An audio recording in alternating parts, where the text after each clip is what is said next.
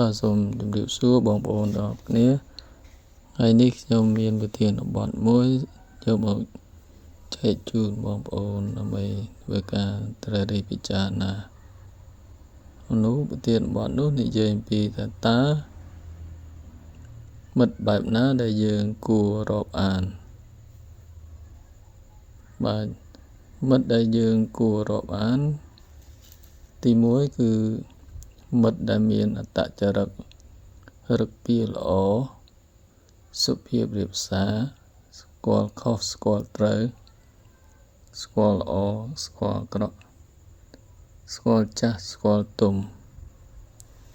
ទី2គឺមិត្តដែល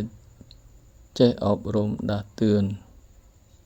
នៅអ្វីដែលយើងធ្វើខុសទី3មិត្តដែល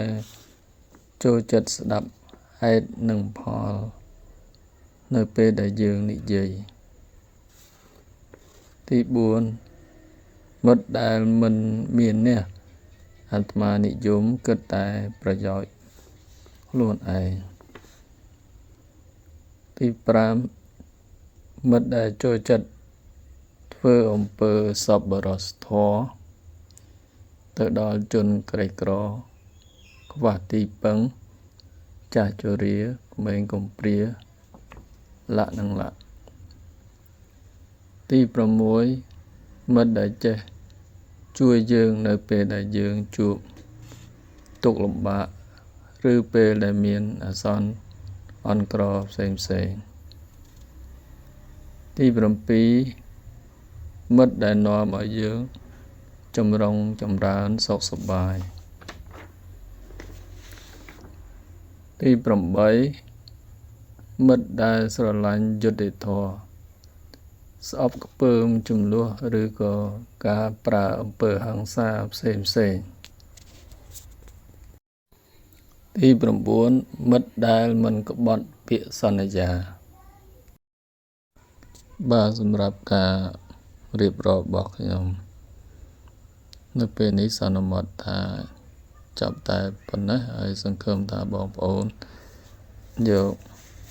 ចំណុចទាំងប្រមាណដែលខ្ញុំបានរៀបរាប់នេះយកទៅធ្វើការគិតពិចារណាក្នុងការជ្រើសរើសមិត្តភក្តិណាដែលយើងអាចទុកចិត្តបានមានភាពកក់ក្ដៅហើយដែលនាំឲ្យយើង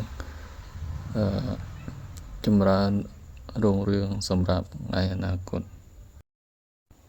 បាទខ្ញុំបាទសូមអរគុណបងប្អូនទាំងគ្នាដែលបានតាមដានស្ដាប់នៅការរៀបរាប់របស់ខ្ញុំតាំងពីដើមរហូតដល់ទីបញ្ចប់ហើយខ្ញុំបាទសូមជូនពរបងប្អូនទាំងគ្នាជួបតែនឹងសុខភាពល្អអាយុយឺនយូរបាទប្រាថ្នាអ្វីសូមឲ្យសម្រេចបាន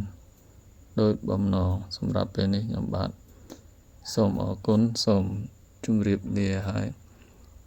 ជួបគ្នានៅវីដេអូក្រោយៗមកទៀត